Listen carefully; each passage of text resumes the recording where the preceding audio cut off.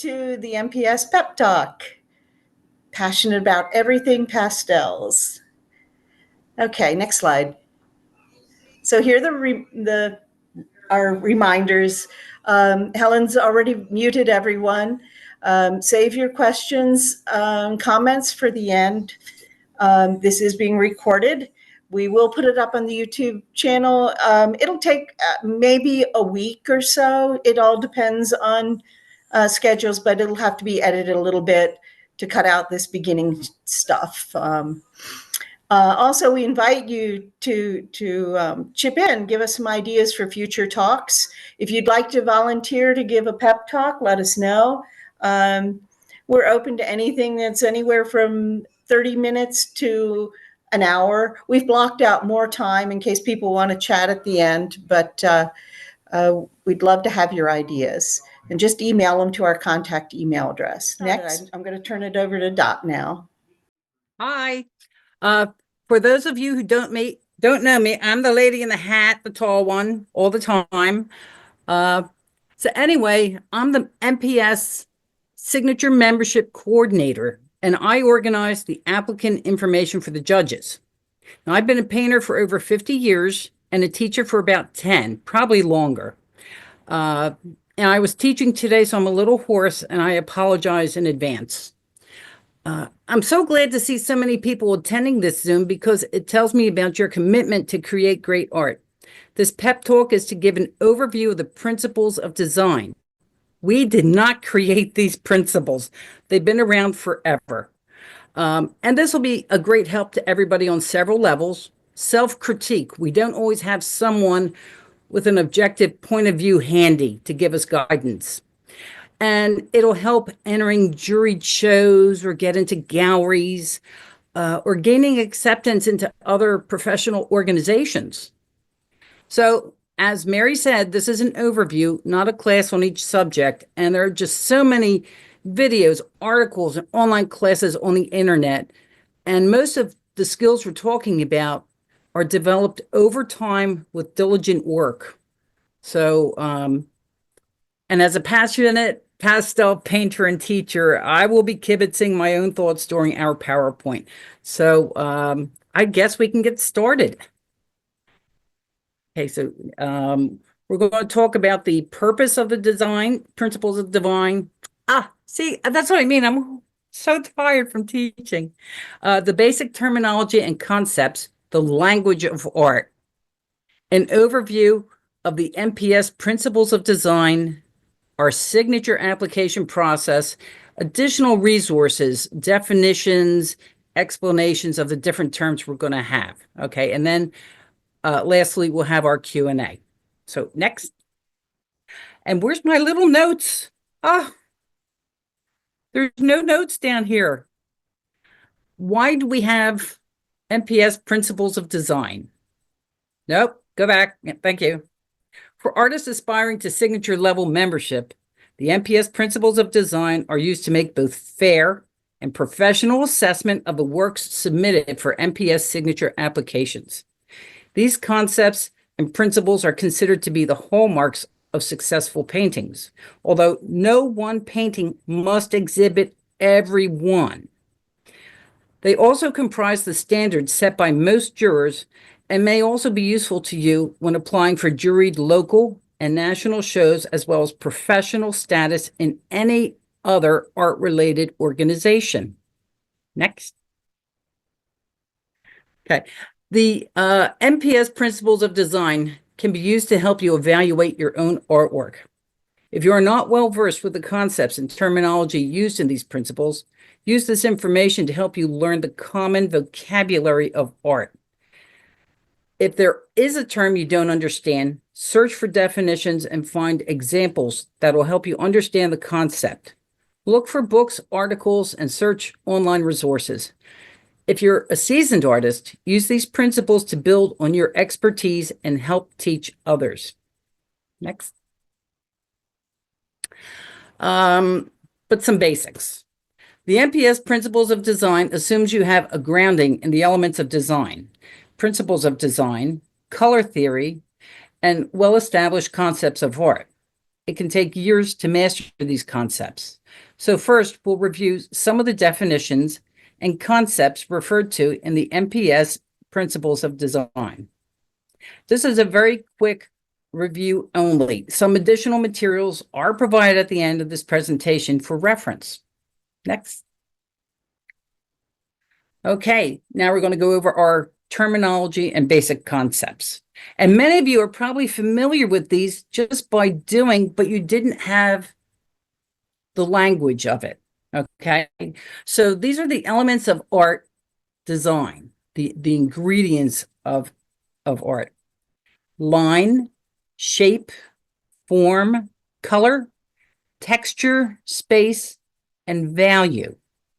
Next. Next. Thank you.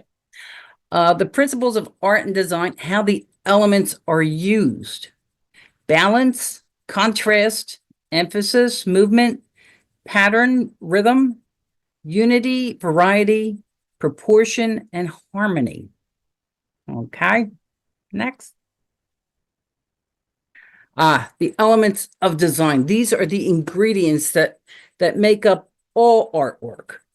Line, and it takes different shapes: horizontal, vertical, diagonal, straight, curved, dotted, broken, thick, thin.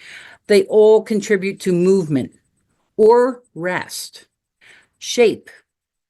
The shape is, if you can think of just the outline of an object, okay? It's two-dimensional. It's a flat thing. Geometric, could be square, circle, oval, triangle, or organic, as you see a lamp in there and a pear. Form is different than shape. Form gives a description of what the shape is. It feels three-dimensional. It's cube, sphere, cone, organic. All other forms, such as people, animals, tables, chairs. They say if you can draw these geometric shapes, you can draw anything. Color refers to the wavelengths of light. Refers to hue, which is the name of the color. Value, the lightness and darkness. Intensity, saturation, or the amount of pigment. And temperature, warm and cool. Relates to tint, tone, and shade. Texture, the feel, appearance, thickness, or stickiness of a subject or a surface. For example, smooth, rough, silky, furry, pebbly. Space, the area around, within, or between images or parts of an image. Relates to perspective, positive and negative space. Value, the darkness or lightness of a color. White added to a color makes it a tint. Black added to a color makes it a shade. But, as pastelists, we should leave adding black and adding white to pastels, leave that to the manufacturers. We should really reserve black and white as accents. Otherwise, you can get some just really uninteresting colors. Next. The elements and principle of art and design matrix. Now, this is from the internet. It's just one artist's interpretation. So you can see that they've put down one side: color, space, texture, form, shape, value, and line. And across the top, the movement, repetition, pattern, repetition, rhythm, unity, harmony, variety, emphasis, contrast, balance, and proportion. And what they did was they interpreted for their own use how each thing relates. And this makes sense if you are not really familiar with these terms. So you should look on the internet. You could probably find more, and you can try making your own so that you relate better to the matrix. Next. Next. Helen. Next. Hello.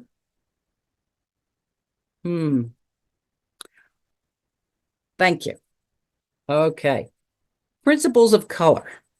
And this is what, we pastel, so we're all about the color. But here we actually have the terms: hue, value, saturation or intensity, and temperature. Next. Color theory. This is a tough one. It really does take study to understand all the different components that take in color theory. I have to say, in all the years I've been painting, I am still experimenting and researching this stuff, and it's just a never-ending journey. So, understanding the principles of design as they apply to color requires a practical understanding of color theory. Color theory educational materials typically cover the following. What is color theory? The color wheel and theory. The types of colors in the color wheel. 12 colors of the color wheel. How does color theory work? What is hue, saturation, and value of a color? What are tints, shades, tones of color? And then understanding color harmony. Harmony, it's such an important part of our painting process. Monochromatic colors, complementary colors, in the correct proportion, please. Analogous colors. You want to make a painting luminous, use your analogous colors. Triadic colors, color psychology, and design applications. I think, how many of us have seen a painting that just made us feel very peaceful or very excited? There is a psychology, and we need to be aware of this when we're painting. What do we want the viewer to think about? And then color models, RGB and CMYK, they're more for your designers and printers. I need a drink. Okay, next. Linear perspective. Linear perspective, a system of creating an illusion of depth on a flat surface. All parallel lines, orthogonals, in a painting or drawing using this system converge in a single vanishing point on the composition's horizon line. And if you look at this drawing here, boy, does that look easy. It's not. It is worth taking a drawing course because they will cover linear perspective. Okay, next. Okay, now this is a mouthful. It's from the notebooks of Leonardo da Vinci, so bear with me. An object will appear more or less distinct at the same distance in proportion as the atmosphere existing between the eye and that object is more or less clear. Hence, as I know that the greater or less quantity of air that lies between the eye and the object makes the outlines of that object more or less indistinct. You must diminish the definiteness of outline in those objects in proportion to their increasing distance from the eye of the spectator. So what he's saying is when things go out in the distance, they get fainter, fuzzier, less chromatic. Everybody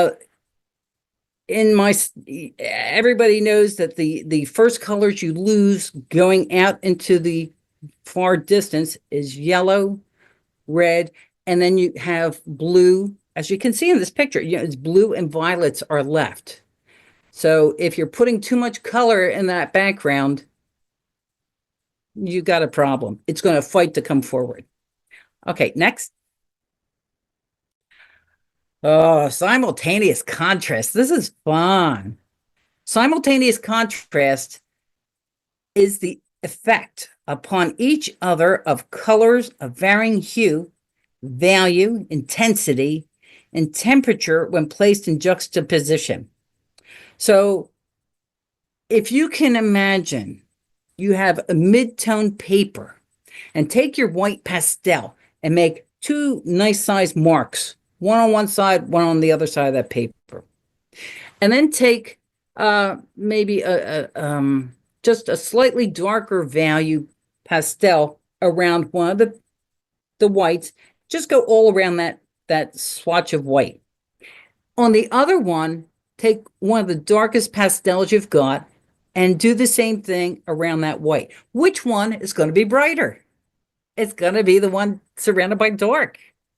So if you ever have a problem trying to get your lights to bounce, think of what you're putting next to it. Okay, next.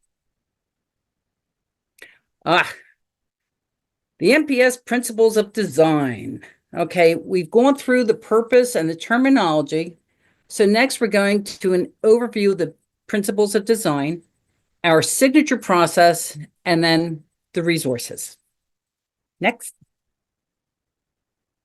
And our principles of design. Next.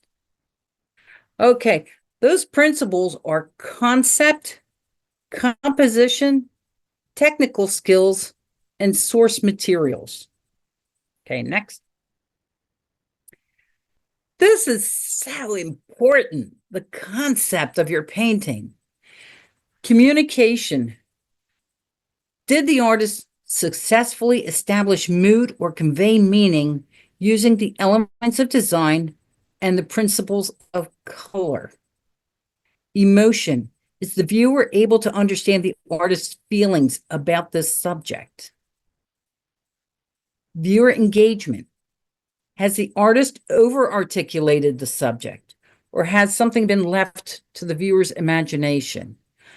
I had spoke about this, the emotion of a painting. When you're first starting a painting, uh, something about the photograph or the scene got you very excited.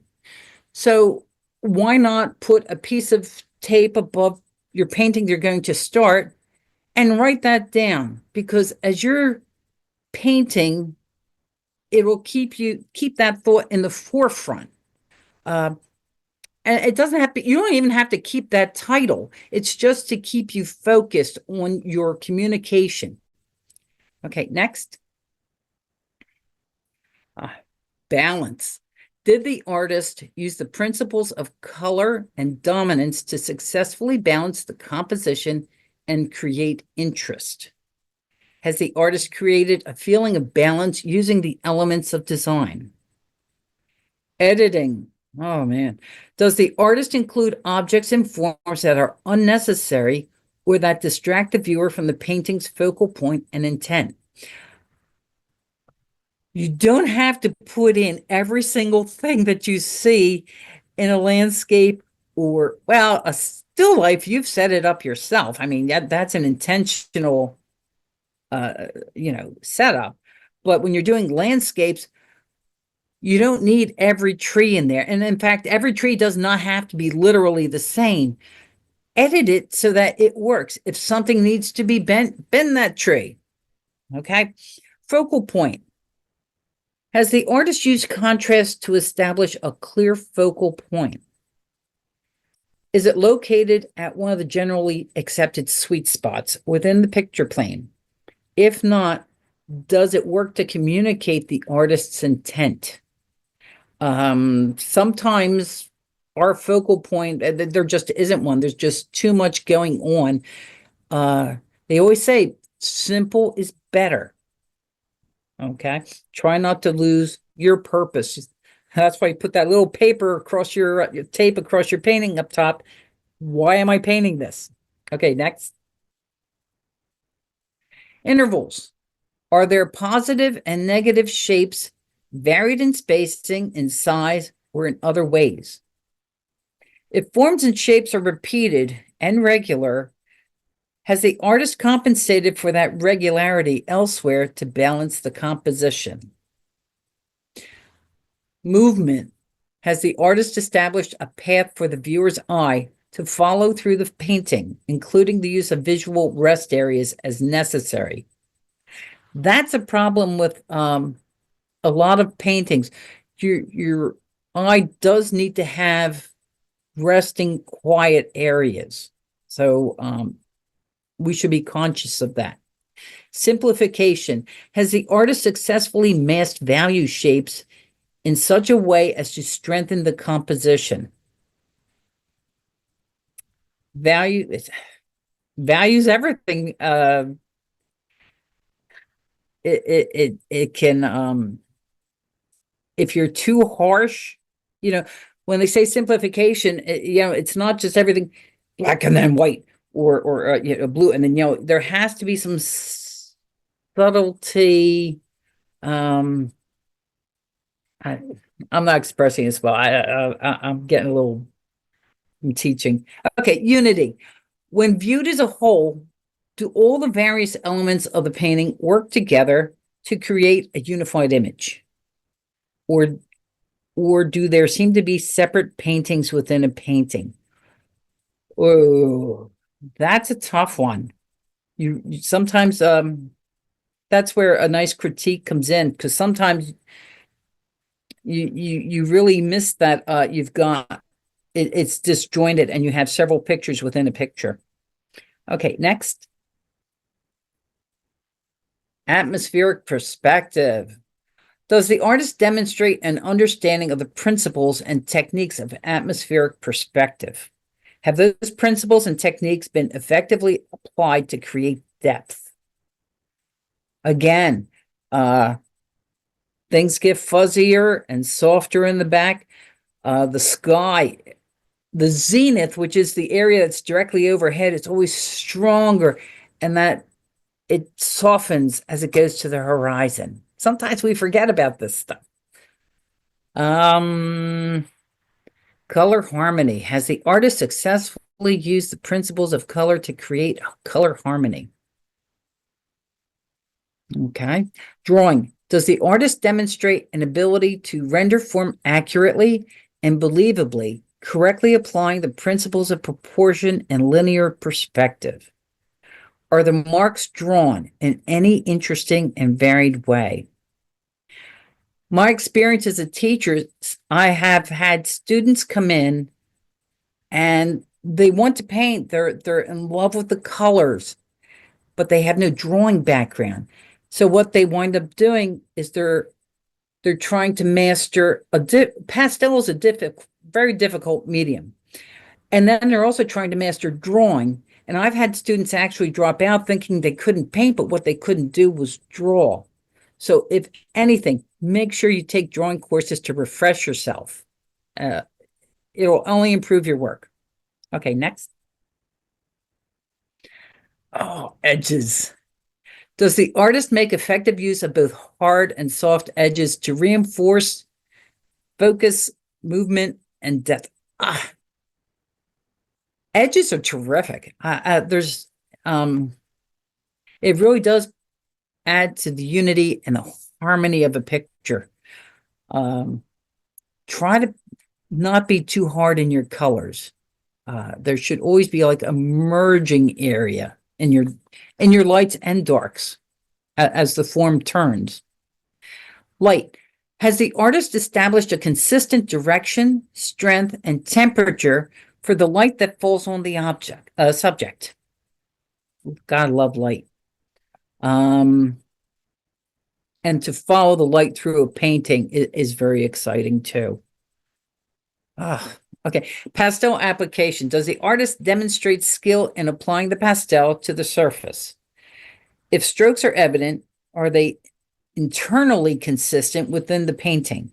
Do they help create and reinforce the painting's concept, movement, and mood? Are they fresh or are they overworked? That's where we're using our, pastel is like an extension of your hand, and how heavy you are or how light you are makes a difference. When you're mixing your colors, heavy, light, you can create some great colors, great patterns. So pay attention to that. Okay, next. Oh, presentation. Has the artist presented his or her work in a professional manner? Are the images well lit and well photographed? Are all submitted paintings clearly identified? I've heard of juried art shows kicking out artists because they did not present just the painting, or the painting was in there, but it was a tad fuzzy. And taking photographs with your phone is terrific. I mean, the cameras now are better than, some of them 20 years ago. But to make sure that it's nice and sharp, zoom in on it. And if you can read your hand, your signature easily, it's sharp enough. But just make sure it is not tilted, or the perspective of the photograph is not out of kilter, because it affects your painting, how it comes across. Simultaneous contrast. Does the artist demonstrate knowledgeable and effective use of the principles of simultaneous contrast? That's a fun thing. Play with your pastels. It's the best thing you can do. Take one value and run it across different colors or the same colors, but in a different value. And you put that one value right across all of them. And sometimes it'll appear darker if it's on a light first value, and then darker on a light. I don't mind me. I'm so tired. But you know what I mean. If you look at a grade chart that has that middle value bar across all the values, that's what I'm talking about. Style. Even if the subject matter varies, has the artist demonstrated a personal style that is consistent across all 5 paintings under review? Is the style consistent within the painting as well? I have to say that if you're studying with someone, don't become a mini me, okay? And they should encourage you not to be. They're teaching you how to mix, composition, whatever. And it's great to admire someone. But if you do the work, if you just consistently paint, you will develop your own signature without even being aware of it. And be proud of your style and embrace it. It's you. Okay, value. Are the values correct? And are the value relationships working? Work with a grayscale. Pastels are notorious. I mean, you can't make it lighter or darker as you do in oils. The manufacturers make us a great range of light to dark pastels. And if we can understand the value each pastel represents, your work will be much simpler. Really, it's just something I harp on in my classes all the time about getting values correct. I mean, if you did a painting of a white mug and used white, what would your highlight be? You can't go anywhere because you used white. So truthfully, you might do a more subdued blue or violet and use that pure white as a highlight. Okay. All right. Next. Okay. The signature application process. This is something we take really serious. It is to achieve signature membership is an honor and recognition of all the hard work you've done. And if you don't get in the first time you apply, it's hard. It is, and it's meant to be hard.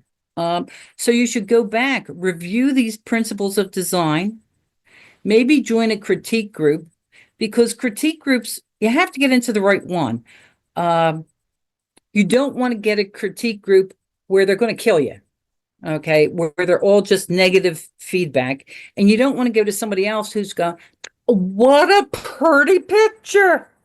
That's not what you want. You want to try to get a group of people who are willing to help you figure out what your problem is. And there are, you might get together with just, a couple of people in your little town. We have a great one here in Lancaster. And we are very positive in our critiques. And it's building. And that's what we want. We want to problem solve together We're not there to tear people apart. So if you don't make it, again, review the principles of design, join a critique group, take some classes, uh, try to figure out where your weakness is, and then apply again. Okay, next. Okay, the process. Signature membership status represents the members achieving excellence in the use of soft pastel and application of the principles of design. Applications are accepted on a quarterly basis and are reviewed by a panel of 3 distinguished MPS signature artists who provide recommendations to the MPS Board of Directors. And I would suggest if you're going to submit an application, try not to wait to the very last minute, because if there's maybe a problem with your bio, or maybe some of your photos aren't being opened properly, it gives us a chance to resolve any problems. Okay. Next.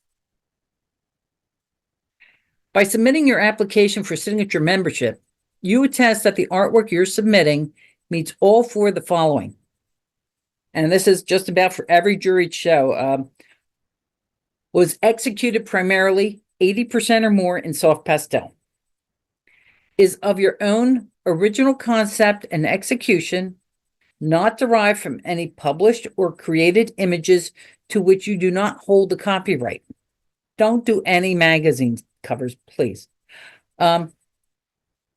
Has not been executed in whole or in part in an instructor-led classroom, workshop setting, or online class.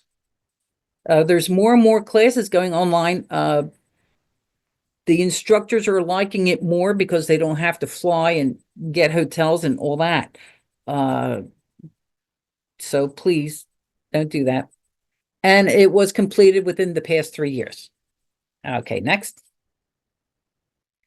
Okay, to complete the application, you will need digital images of 5 paintings, their titles and sizes, and your resume or bio. Yeah, tell us about yourself. But please do mention your interest in pastels. Okay.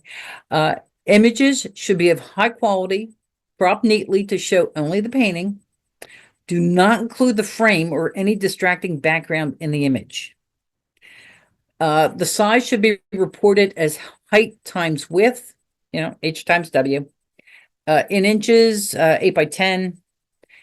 And remember, presentation is a criteria in the MPS Principles of Design, so that please get it in early, and I'll be checking you over to make sure you're good. Okay, and the resume should only be 1 page. Okay, next. Questions about the MPS signature application process?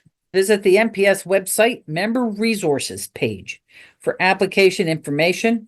Check the MPS website events calendar for the next application deadline. And then you can email me at signature@marylandpastelsociety.org. Next. Now here's where we have some additional material. It's some good vocabulary. Next. And these are things we do in all of our paintings, and maybe we don't think of the names of these things, but we're doing it anyway because it comprises every single painting that's ever been created. Color. Color helps establish a mood for your composition.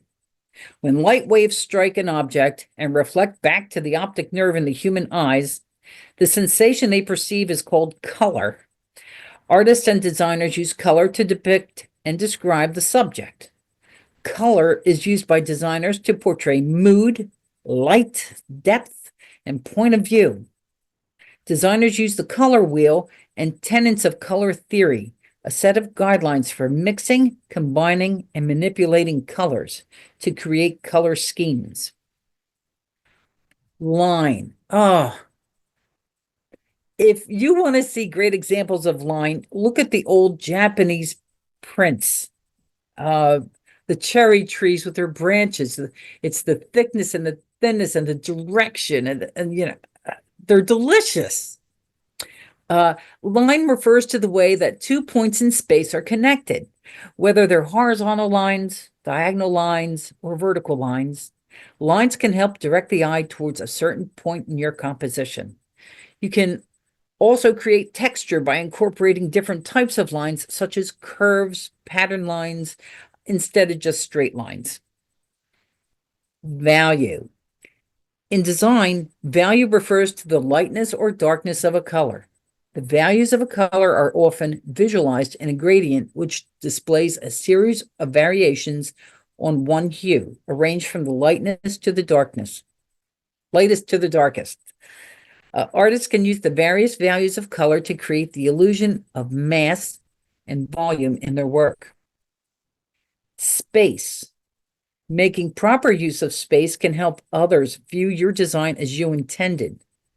White space, or negative space, is the space between and around the focal point of an image. Positive space is the space that your subject matter takes up in your composition. It's like, here's the tree and there's the air around it, okay? Positive, negative.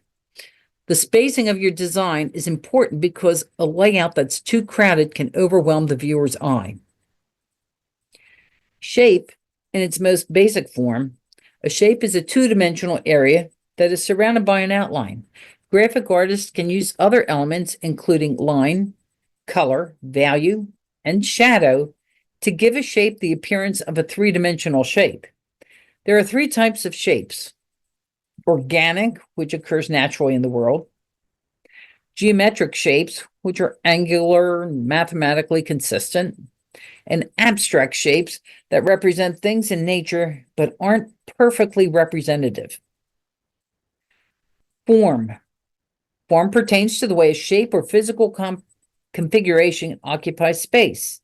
Instead of creating form through three-dimensional physical shape, designers create the appearance of form on a flat surface by using light, shadow, the appearance of an object's contours, negative space, and the surrounding objects around the subject matter. Texture. Texture is one of the elements of design that is used to represent how an object appears or feels. Tactile texture is a physical sense of touch. Whether it's rough, smooth, or ribbed, visual texture, on the other hand, refers to the imagined feel of the illustrated texture, which can create more visual interest and a heightened sensory experience. Texture, it's a wonderful thing. Think of the fur on a leopard, okay? And then think of the fur on a big old fuzzy dog. I mean, it's a different, it's fuzzy, the other is smooth, it has not necessarily lines, that's a tiger, but spots. It adds, and a leaf. Think of a leaf, with the ribbing. These are all things that add to a painting. Okay, next. Balance. The distribution of visual weight in a composition. Balance can be symmetrical, where both sides of a composition are even, or asymmetrical, where you can balance through contrasting elements of different sizes or positions. Contrast, the grouping of opposite elements near each other to highlight their differences. When used properly, contrast can help accentuate the difference between the elements in a piece. It can be used applying light versus dark, rough versus smooth, or large versus small. Emphasis. The design and composition strategy of drawing the viewer's attention to a particular element or area within an artwork. It's all about creating a focal point or center of attention, and can be achieved by using size, color, texture, or composition to give a sense of spotlight to a certain element in your work. Movement refers to how the artist guides the viewer's eye through the canvas. Be it using objects in motion or using composition, movement is a key principle in different art forms, but plays a vital role in storytelling and animation. Pattern, the repetition of specific visual elements in a regular manner. It's a great way of introducing rhythm and to give an artwork more structure. We can find patterns all around us, from the fur of animals to plant leaves, and even in textiles, wood, and decor. Rhythm, the recurrence and repetition of visual elements in a piece, creating a sense of flow and movement, guiding the viewer's eyes around the artwork. There are different types of rhythm that can be used in our work. Unity, the sense of cohesiveness and completeness in an artwork, the feeling that everything belongs together. In simple words, we can consider unity as the invisible glue that holds everything together, making sure every part looks like it belongs to the piece and contributes to the message it wants to send. Variety, the foundation of creating visual interest in your composition. While harmony and unity are great, without variety, a piece can appear monotone and boring. Proportion is a foundational principle that refers to the relationship of different elements in a piece to one another and to the overall composition. It's all about the size and scale of the elements in a piece and how they relate to each other and how they look to the viewer's gaze. Harmony. It's about making sure different parts work well together. It's more about balance and a sense of things fitting right. On the other hand, unity is about the whole artwork feeling complete, creating the sense that everything in the piece belongs and nothing is out of place. So while harmony focuses on how parts relate to each other, unity is about the overall feel of the artwork. Next. Principles of color. Hue. Any color on the color wheel is called a hue. Value. The art element that determines the lightness or darkness of a hue. It can be changed by adding white to make a tint or black to make a shade. Saturation. The intensity of a hue, which can be altered by adding gray. The result is called a tone. Temperature describes the warmth or coolness of color. Okay. You know, what's interesting about the saturation, the intensity of a hue, which can be altered by adding gray. You should try making grays out of each of your color wheel colors, a yellow gray, an orange gray, and so on. Should play with your colors. It's really interesting what happens when you dull down a color with a complement to make these grays. And temperature is a funny thing. It depends what you put it next to. I mean, if you put a yellow green next to a yellow, it looks cool. But if you put a yellow green next to a blue, it looks warm. It's all relative. Okay, next. A little practice. This is where you should, to get better at your pastels, you need to play with them. Try making analogous colors. Take some color that you know you've ignored because it's some bizarre color, like a freaky fuchsia that you'll never use, and mix it with some other, mix it with an orange, mix it with a yellow. See what colors you can create, because you don't need to have a million colors. You can create all kinds of stuff.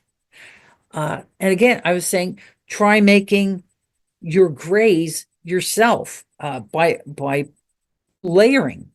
You know, make an orange gray. You know, well, that's easy. That you put a little blue over top. Well, what happens if you put the orange down first and then you put a blue over top? The next step, put a blue down first, put the orange on top. Is there a color change? Play with your pastels. What happens when you mix your complements? You know, the blues can have different temperatures. Which one is warmer? Which one is cooler? Know your colors. Know what you can do with them. Okay, next. Okay. Apply the language of art, a practical exercise. Now, using 2 different colors of index cards or cardstock, you make some flashcards. On the first color of cards, write one of the 7 elements of art on each card. On the second color of cards, write one of the 10 principles of art on each card. So you put your cards face down, mix them all up. Then choose one card of each color, one element, and then one principle card. And do a small study using the pair of concepts. Take a step further, use that pair of words to communicate an emotion. And try to have fun with this. Try to work your way through all the combination of the cards at least once. And give yourself a deadline. Give yourself a month. What the heck? And again, we should not be worried about only doing finished paintings. We should take some time to play with our pastels and get familiar with them. Really familiar. Okay, next. So in summary, the purpose of this presentation was to review the MPS Principles of Design, how the MPS uses these principles to evaluate signature applications, and how you can use this information for personal growth. We reviewed some of the terminology and basic concepts that are included in the MPS Design's Principles of Design. We also reviewed the signature application process and application criteria. We added some additional resources to help clarify definitions and vocabulary and included a practical exercise to help you better understand the concepts. If you wish to recommend resources that will help other MPS artists, we encourage you to share the information on our members' social media platforms like Facebook. And thank you.